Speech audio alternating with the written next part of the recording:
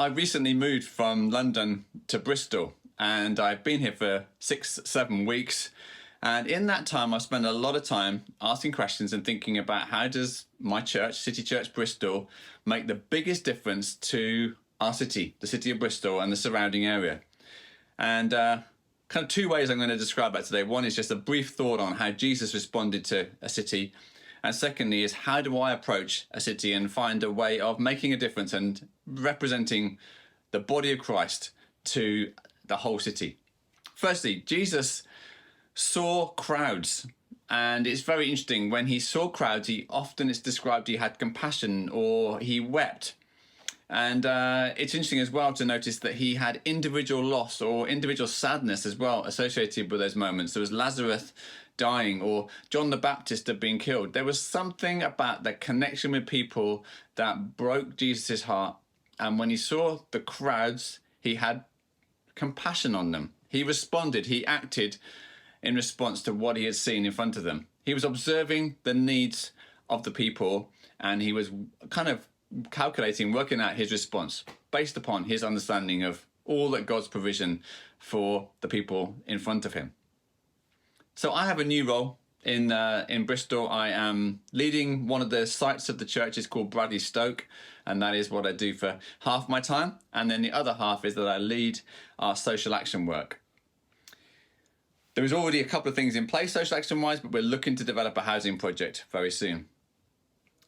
So who am I speaking to? Well, there are three groups that I'm speaking to. The first one is the people on the street, people who are begging, people who are suffering, people who have got nowhere to stay that night, people who are suffering with addiction, people staying in hostels. And this is the questions that I'm asking them. So you tell me what is happening, what is going on? Where do you go to get help? And do you actually benefit from the help that is being offered? So what is working and what is not working? What would you like to see in place? What's the dream that you would love to see happening in the city that would help you really get out of the mess that you're in? That's the first group. The second group is that I'm talking to church leaders, to community leaders, to people who know Bristol way better than I do, people who have been here, some of them their whole lives. And I'm simply asking them this question: what are the gaps? Is the most important areas that somehow are not being covered at the moment? Where do people fall through the cracks and where they're not getting help? I'm also asking a couple of other secondary questions, which would be, what are we doing too much of? But my real interest is in finding out what are the gaps.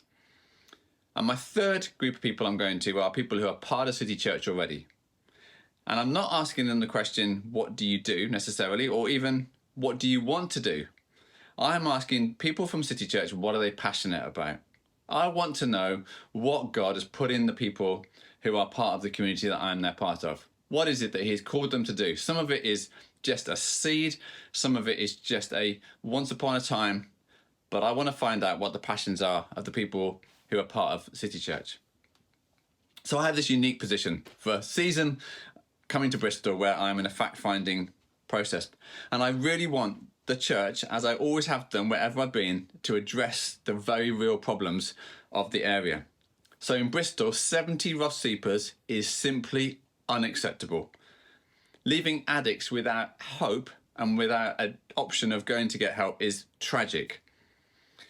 Now, as in every village, town and city, there is not the position for one church to provide all the answers. A wise preacher once said, an invitation doesn't constitute a calling. And the areas that I've discovered that are most significant need in my city are the following. Firstly, it's housing, which is good because that's where we're going. And secondly, there is a big gap when it comes to addiction support.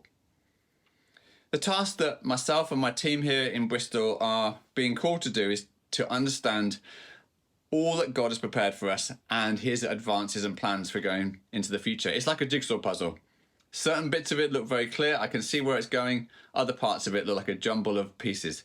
But what I do know is that God has got his plan and his purpose for us that will deliver his kingdom, justice, righteousness and mercy to the people of Bristol.